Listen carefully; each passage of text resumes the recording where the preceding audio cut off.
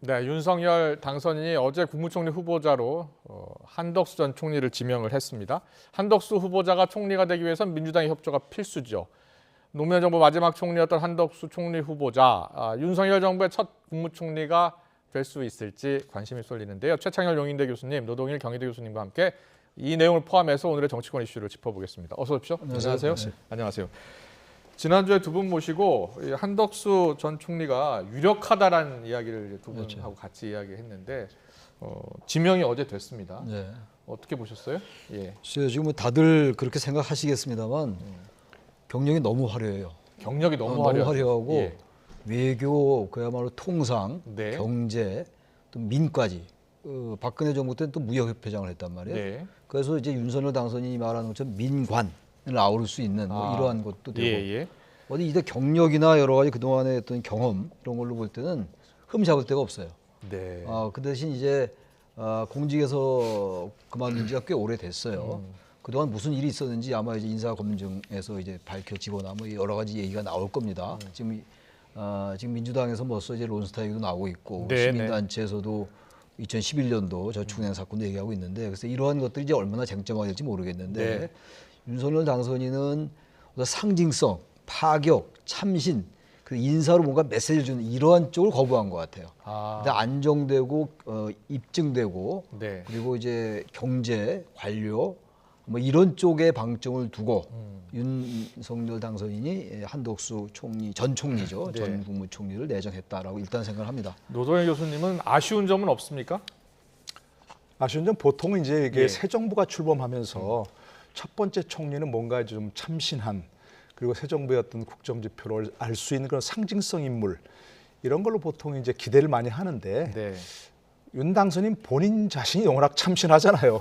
정치 경험 전혀 없고 영선이고 네. 검사만 했고 그래서 아무래도 이제 국정 운영에 대한 어떤 그 불안감 그런 게 좀 있지 않습니까 사실은 네. 지금 이제 여론조사에 나오는 게 국정 운영에 대한 기대치가 낮다고 하는 것도 윤 당선인을 찍은 사람들도 정권 교체를 위해서지 이게 네. 앞으로 국정을 잘할 것이다 이런 기대는 별로 없다는 얘기를 하는 거거든요. 그렇기 때문에 그에 대한 보완제로 선택했다고 봅니다. 네. 그렇다면 이제 뭐 참신성을 좀 희생하더라도 안정성을 택하고 본인이 좀 윤석열 당선이 좀 부족한 대통령으로서 네. 조금 부족한 부분에 있어서 많은 부분을 이 한덕수 총리에게 맡기려고 하는 그런 부분인 것 같아요. 제가 어제 그 보면서 좀 놀란 것 중에 하나가요. 네. 보통은 이제 그런 처음 인사하는 자리에 나온 거 아닙니까? 네. 그러면 이제 뭐 총리가 지명이 되면 구체적인 건 말씀드리겠습니다. 이렇게 잘 부탁드립니다. 이 정도 하고 끝나는데 장시간에 걸쳐서 국정 운영 지표로 한 4개인가 있죠. 뭐 재정 건전성 확보, 국가안 뭐 게다가 이런 것들을 쭉 설명을 하더라고요. 네. 완벽히 준비된 분이죠. 그렇군요. 지금이라도 오늘이라도 하면 당장 총리할 수 있는 분이니까 네. 그런 점에서 뭐 아쉬운 점은 분명히 뭐 참신성 이런 점은 좀 희생한다 치더라도 결국 선택에 그쪽으로 갈 수밖에 없었겠다 하는 생각이 듭니다. 국정 안정에 방점을 찍은 그러한 지명이었다. 두 분 다 같은 지적을 해주셨습니다. 한덕수 후보자는 국무총리가 되기 위해서는 국회 인준이 필수입니다. 앞으로 있을 인사청문회에서 민주당 송곳 검증을 약속했는데요. 자, 오늘 여야에서 어떤 발언들이 나왔는지 차례로 듣고 오겠습니다. 윤석열 당선인이 한덕수 전 총리를 차기 정부의 국무총리 후보자로 지명했습니다. 민주당은 과거 국민의힘이 그랬던 것처럼 무조건 발목 잡기와 흠집 내기를 하지는 않겠습니다. 다만 엄중한 대내외 환경 속에서 내각을 통할할 전문성을 가지고 있는지 국민의 높아진 눈높이에 맞는 도덕성을 갖췄는지를 면밀하게 검증할 것입니다. 국무총리를 비롯해 장관 후보자들에 대해서도 정밀한 인사 검증이 필요합니다. 국무총리 후보자에 대해 국민의 눈높이에서 자질과 능력, 도덕성을 검증하는 것은 당연히 필요합니다. 하지만 당리 당략적 정치 공세와 공연한 트집 잡기, 과장된 검진 내기는 검증이라는 이름으로 둔갑한 발목 잡기에 불과합니다. 검사 사칭, 무고죄, 음주운전 등 전과 사범을 대통령 후보로 내세웠던 민주당이 이제 와서 그와 다른 도덕성 기준을 요구한다면 앞뒤가 맞지 않는 것이고 내로남불이라는 비판을 면하기 어려울 것입니다.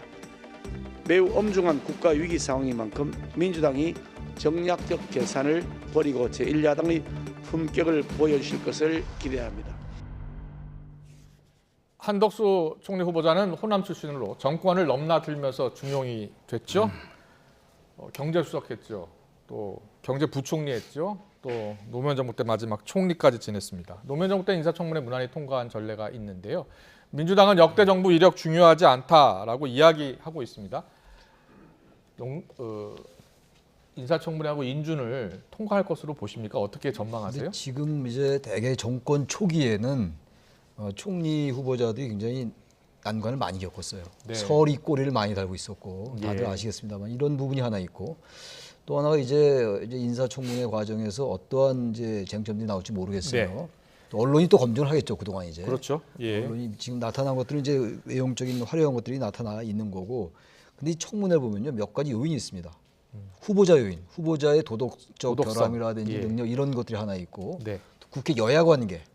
여야 관계에서 여야 관계가 지나치게 냉각됐으면 후보자가 별 문제가 없어도 상당히 후보자 희생되는 경우가 있어요. 그렇군요. 정치적으로 예. 이제 떨어뜨려야 되니까 낙마시켜야 되니까 이런 요인이 하나 있고 또 하나가 선거 요인. 지금 선거 요인이 있습니다. 지방선거를 앞두고 있는 상황이라서 네. 선거에서 민주당의 입장에서 볼 때 어떻게 하는 게 유리할까? 과도하게 발목 잡기로 비치면은 불리할 것이고 그렇지 않고 이걸 더 쟁점화 시켜가지고 어쨌든 윤석열 정부 초기 출범을 좀 어렵게 만들자. 예. 그러한 게 민주당에게 이제 유리하게 느껴지면 그쪽으로 갈 거예요. 그러니까 제가 이제 이런 말씀 왜 드리냐면 후보자 요인 그 자체는 큰 문제가 현재로서는 없어 보이는데 네. 다른 여러 가지 정치적인 여야 관계 문제라든지 선거 요인 이런 정치적 요인들이 네네. 의외로 청문회나 국회 인증 과정을 어렵게 만들 수 있다. 왜냐하면 지금 워낙 민주당이 압도적 의석을 가지고 있기 때문에 예. 그런 관점에서 한번 볼 필요가 있을 것 같아요. 알겠습니다.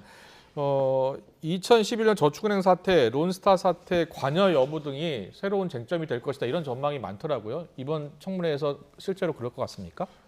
그러니까 아까 잠깐 얘기하셨지만 사실은 이제 그 이전에 관료로서 행적 예. 이런 것들은 검증을 여러 차례 받았죠. 네네. 받고 이제 청문회까지 통과했고 인준투표까지 받았고 총리로서 그렇기 때문에 과거 행적은 지금 새롭게 떠오르거나 그러지는 않을 것 같습니다. 그렇겠죠. 론스타 예. 사건도 사실 뭐 본인이 정책적으로 관여했을 뿐이지 네. 무슨 뭐 김앤장 고문이나 이런 것을 관여한 바가 없다 이렇게도 얘기를 했었고 하니까 그런데 이제 문제는 과연 이제 그야말로 관료 퇴직 후에 어떤 행적이 있었는가 이 부분은 아직도 잘 모르는 거죠. 아무도 관심이 없었고 예. 김앤장 뭐 고문으로 계속 있었다는 얘기도 있고 네. 거기서 무슨 보통 대개 이제 김앤장 같은 데는 뭐 정말 입법, 사업, 행정, 국가의 삼부가 다 있다는 거 아니겠습니까? 네네. 그런 많은 고문을 이렇게 그 고액 급여를 주고 있을 때는 뭔가 역할을 해달라는 거 아니겠습니까? 네네. 그냥 뭐 아무것도 하는 일 없이 이름만 걸어놓고 고액 급여를 주고 뭐 또 이 사무실을 주고 기사 딸린 차를 제공하고 그럴 리는 없는 거 아니겠습니까? 그 기간 얼마를 받았는지도 이제 공개가 되겠죠. 그렇죠. 이제 예. 또 고문료가 또 문제가 될 것이고요. 그런 것 때문에 낙마한 분도 가끔 있지 않습니까? 네. 그렇기 때문에 그런 것이 이제 철저하게 검증이 되면 어떤 또 그 변수가 생길지 모르는 뭐 그런 상황이 되겠죠. 알겠습니다. 한덕수 후보자 이 론스타 관련해서 기자들이 물었습니다. 론스타 사태 관여의 논란 이런 것에 대한 입장을 밝혔는데요. 기자들의 질문에 이렇게 답했습니다. 듣고 오겠습니다.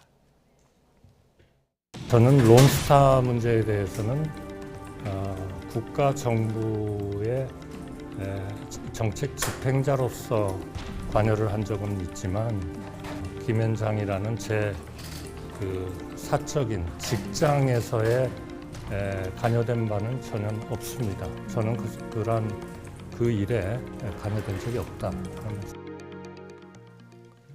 그 일에 직접 관여된 바는 없다 이렇게 이야기했는데요. 이 론스타 같은 경우에는 이 외환은행을 이제 헐값에 사들여서 많은 차익을 남겼다 이런 논란 때문에 이제 문제가 되지 않았습니까? 그게 재판이 어떻게 됐어요? 본인이 그 헐값 매각 사건 자체는 이제 뭐 종료가 됐지만 예. 결국 나중에 이제 론스타가 우리 대한민국 정부를 상대로 한 소송이 있습니다. 그 정부 상대 투자자 소송이- 국가대소송이라고 그러죠. 그렇군요. 예. ISD라고 하는 예. 그 소송은 아직도 결말이 나지 않았습니다. 네. 그렇기 때문에 여전히 김앤장이 그걸 대리하고 있고요. 예. 처음부터 끝까지 지금까지 계속 대리하고 있고 이제 그 문제에 과연 혹시 이제 한덕수 내정자가 뭐 조언이든 뭐든 간에 어떻든 직간접적으로 관여했는가 하는 것도 문제가 될 것이고 예.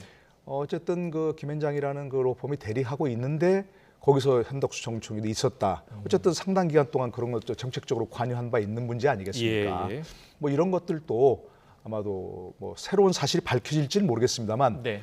아마도 지금 이제 얘기 듣기로는 그 ISD 소송 결말이 곧 나온다는 것이거든요. 판결 그 결과가. 예.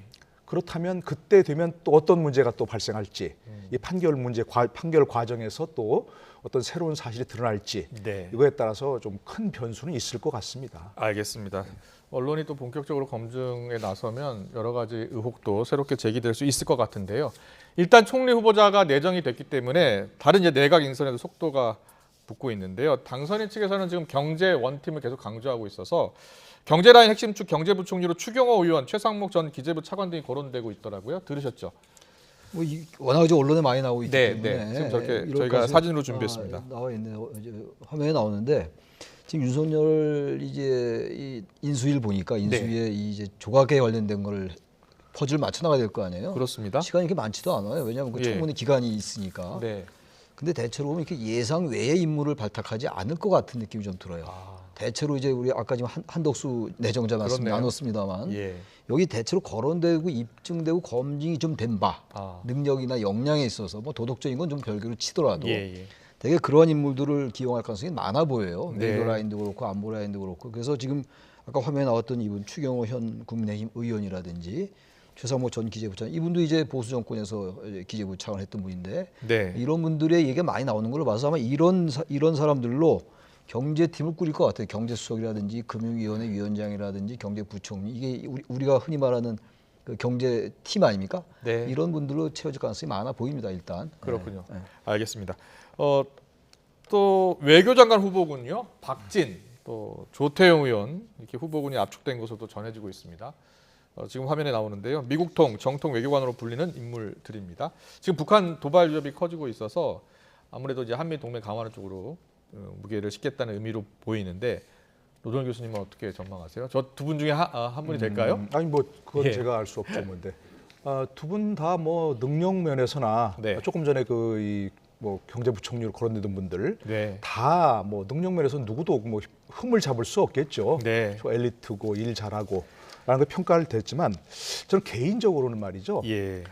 현역 의원들을 내각에 기용하는 건 하지 않아야 한다고 생각합니다. 그렇군요. 제 오랜 예. 소신입니다. 왜냐하면 예. 우리는 대통령제 국가입니다. 대통령제 국가인데 내각제처럼 지금 국무총리가 있죠. 네. 내각제적인 요소가 있다고 하지만 현역 의원들을 특히 이제 지역구 의원들을 기용하면 겸직하지 않습니까? 예. 지금 법무부 장관도 그렇고 행안부 장관도 그렇고 지금 그렇지 않습니까? 그리고 오랫동안 그렇게 해왔습니다.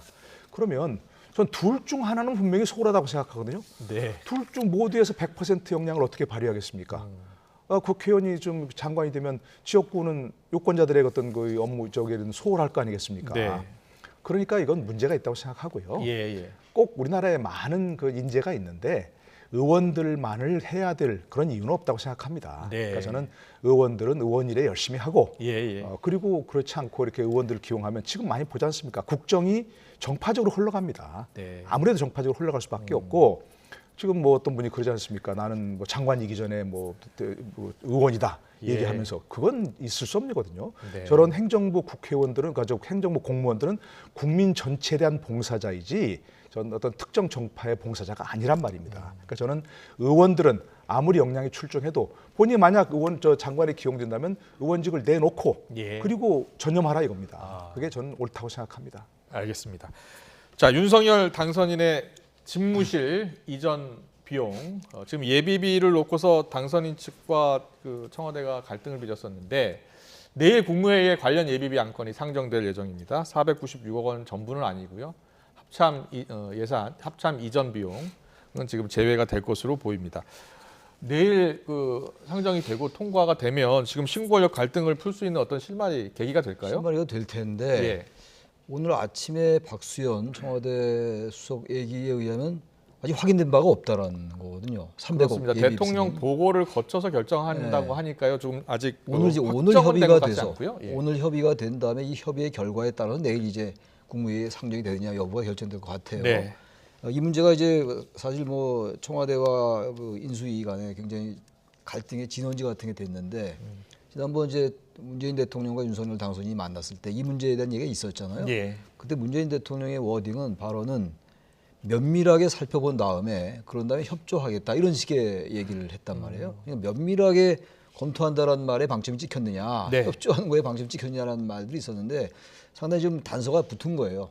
그렇기 때문에 이제 이 300억 예비비도 496억을 원래 요구했던 거 아니에요. 네. 윤석열 당선인이 기자회견할 때 얘기한 게 496억이었는데 그중 300억이라도 일단 예비비가 통과돼야지 뭔가 시작이 될 텐데 지금 인수위 측에서는 300억 가지고는 안 된다. 다 해야 된다 이런 얘기거든요. 어차피 예. 이 문제가 여전히 정권 출범할 때까지 지금 이 신구 권력 간에 신구 정권 간에 전 불화의 씨앗이 될 것 같아요. 그렇군요. 뭐 여러 가지 지금 전망이 엇갈리고 있는데요. 내일 상정되고 또 통과가 될까요? 노동현 교수님 어떻게 예상하세요?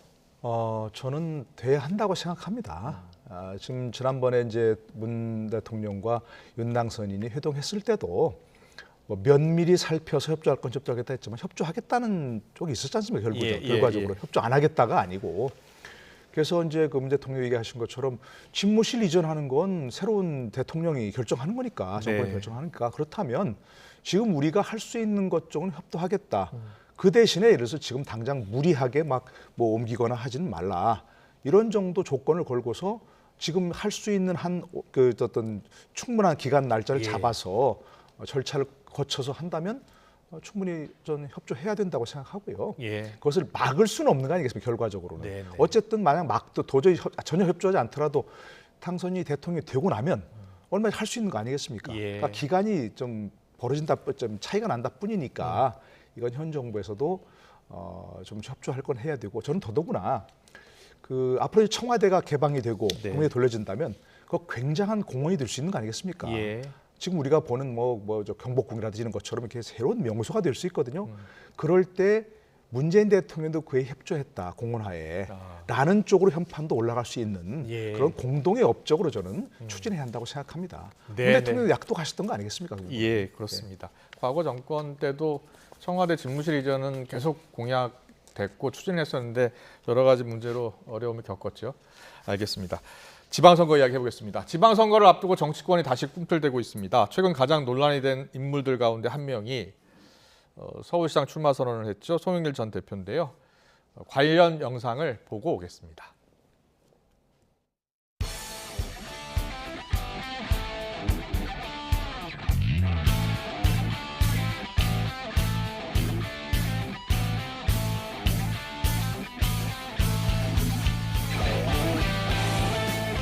아니 예를 들어 바깥에 있는 참신한 분이 그 당의 유력한 당 대표가 딱 앉아서 경선하자고 버티고 있는데 어떻게 들어옵니까? 그리고 이낙연 선배도 송영길 대표가 나오겠다고 하는 판에 그러면 한참 후배하고 경선합니까?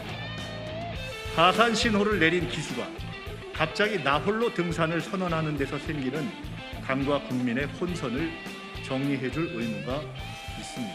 대선 책임을 지고 대표직을 사퇴한 지 얼마 안 돼 큰 선거의 후보를 자임한 데 대한 대국민 설명과 사과가 필요합니다.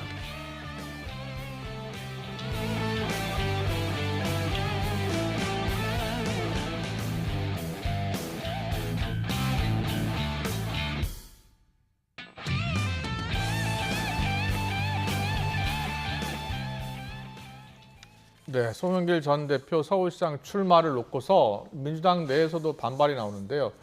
두 분은 송 전 대표 출마 결심에 대해서 어떻게 생각하세요? 원론적으로 볼 때 송 전 대표죠. 송 전 대표는 대선의 패배에 책임이 있어요. 책임에서 자유로울 수가 없습니다. 그래서 일단 저는 출마를 접는 게 맞는 것 같아요. 정치라는 게 특히 민주주의라는 게 책임성, 대표성, 반응성 이런 게 대단히 중요하거든요. 일단 책임을 진다는 의미의 책임 정치거든요. 권력을 잡는 게 아니라 하더라도 말이죠. 그래서 전 대표가 또 다시 출마한다? 이건 좀 아닌 거고 또 하나가 이런 원론적인 측면 말고 지금 이제 송영길 전 대표의 출마가 이제 뒤에서 후방에서 이재명 민주당 상임고문이 민다 뭐 이런 얘기도 있단 말이에요.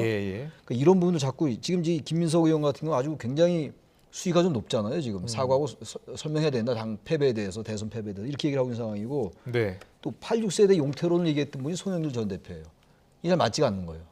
86대표 용태한 그걸 지금 김민석 의원이 얘기한 거 아니에요. 그러니까 이게 지금 다시 말하면 원론적인 말씀 제가 드렸는데 또 내부를 들여다보면 친문과 친명 간의 어떤 계파 갈등 양상 같은 것들도 좀 있어 보입니다. 네네. 이렇게 되면은 상당히 부담이 커요, 민주당이. 저는 그래서 민주당이 이런 부담을 안고 굳이 송 전 대표가 출마를 강행할 이유가 있을까?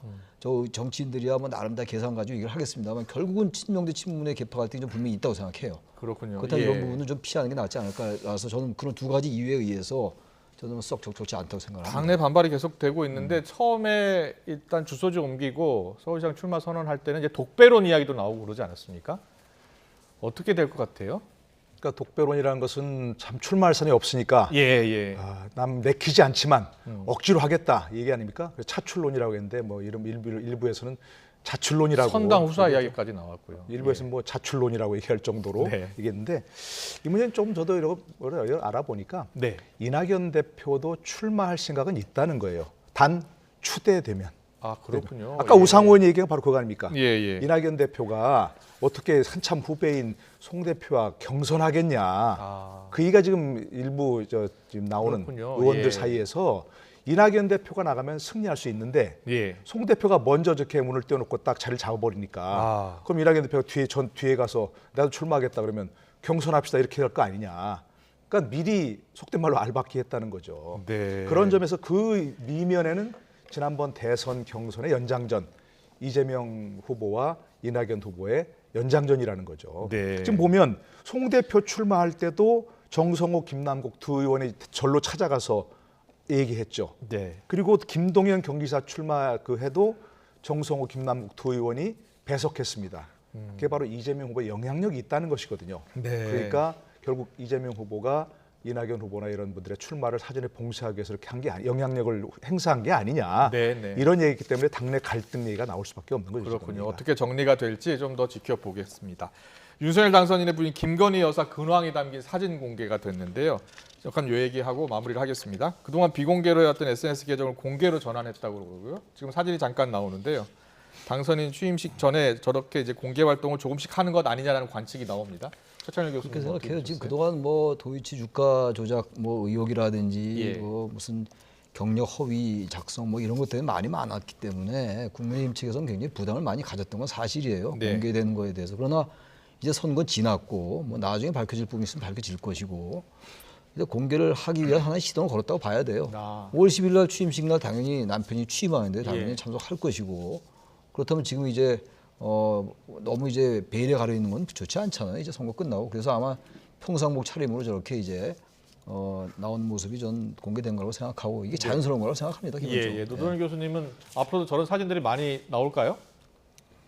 글쎄요, 저게 이제 뭐 어떤 공식 일정을 위한 네. 뭐 사전 워밍업인지 예. 잘 모르겠습니다만 어쨌든 공식 활동 안 할 수가 없죠. 당선인 배우자가 됐으니까. 네. 그리고 이제 대통령 취임하면 취임식부터 그렇고 여러 가지 이제 활동해서 안 할 수가 없는 상황이니까 이제부터 뭔가 좀 여론도 좀 살펴보고 저런 것들 띄우면서 애드벌론이라고 하죠. 네. 띄워서 여론도 살펴보고 하는 그런 작업이 필요하겠죠. 네. 저렇게 뭐 후드티에 청바지, 뭐 맨발에 저런 신발 신고 하는 것은 또 일종의 연출 같은 생각은 듭니다. 예. 현재 김정수 여사의 옷 논란이 되는 것과 대비해서 뭐 지나친 음모론인지 모르겠습니다만 예. 뭐 그런 것도 저는 청와대나 당선이나 주변에서 네. 저걸 관여하지 않을 수가 없는 거죠. 저런 사진이 공개하는 것은. 예. 그러니까 그런 것도 아마 염두에 둔 저런 연출 아닌가 싶습니다. 네, 알겠습니다. 오늘 말씀은 여기까지 듣겠습니다. 최창현 용인대 교수님, 노동일 경희대 교수님과 함께했습니다. 잘 들었습니다. 네, 고맙습니다. 고맙습니다. 고맙습니다.